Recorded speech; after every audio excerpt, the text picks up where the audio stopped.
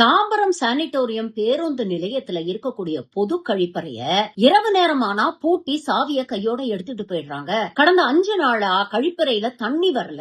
ஆனா நைட்டு இப்படி பூட்டி எடுத்துக்கிட்டு போனா அங்க பயணிக்கக்கூடிய பயணிகளுக்கு பயங்கர கஷ்டமா இருக்கு. ஜென்ஸாவது பரவாயில்ல, ஏதாவது அட்ஜஸ்ட் பண்ணிக்குவாங்க, லேடிஸ் என்ன பண்ணுவாங்க அப்படிங்கிற கேள்விய இன்னைக்கு பொதுமக்கள் எழுப்பி இருக்கிறாங்க. ஒரு நியூஸ் சேனல் அங்க போய் கேள்வி கேட்டதுக்கு இப்படிதாங்க பூட்டி எடுத்துக்கிட்டு போவோம் அப்படின்னு ரொம்பவும் அலட்சியமாக வேணும்னா தாம்பரத்துல போய் அங்க இருக்கக்கூடிய கழிப்பறையை யூஸ் பண்ணிக்கங்க அப்படின்னு சொல்லக்கூடிய இந்த அலட்சியத்தை அவலப்போக்கை தான் பார்க்க முடியுது. தாம்பரம் சானிட்டோரியம் பஸ் ஸ்டாண்ட்ல இருக்கிறவங்க ஆத்திர அவசரத்துக்கு ரெஸ்ட் ரூம் யூஸ் பண்ணணும்னா அதுக்காக கிளம்பி வெளியிலயா போக முடியும்? பொதுமக்களுடைய பயன்பாட்டுக்காக தானே பொது கழிப்பிடங்கள் இருக்கு.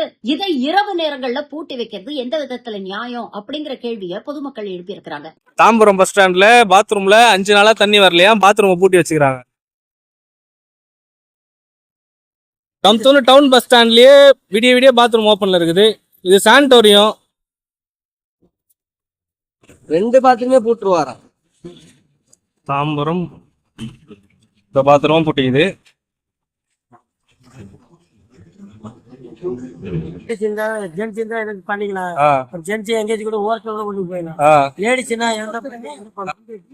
டவுன் பஸ் ஸ்டாண்ட்லயே விடிய பாத்ரூம் ஓபன்ல இருக்குது. இது சானிட்டோரியம். 24 வருஷம் பஸ் இருக்குது. 2 பாத்ரூம் இருக்கு.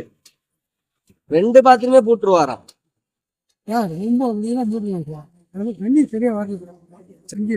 5 நாளா வரல.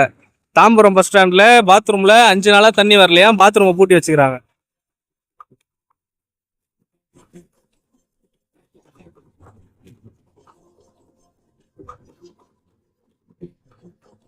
இதற்கு தாவேக்கா அரசிடம் ஏதாவது பதில் இருக்கா?